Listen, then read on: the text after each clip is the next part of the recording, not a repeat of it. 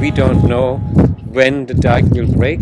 It's not if, it's a when. Local politicians in the South Similkameen are calling for change in infrastructure and flood mitigation after the river rose and a flood swept through Keremeos on Monday. So the big fear is that the infrastructure or the underneath of the dikes gets getting taken apart, because a lot of these dikes and everything comes in while you have a state of emergency.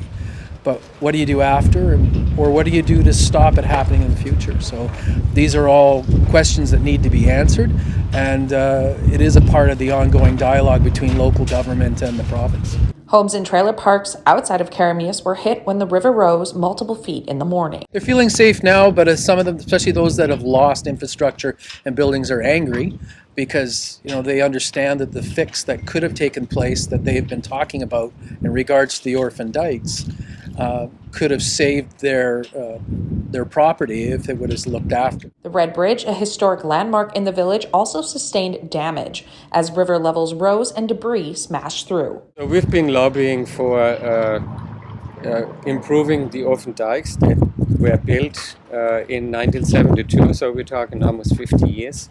They are in the midst of changing the Emergency Act, so instead of reacting, they put in flood mitigation.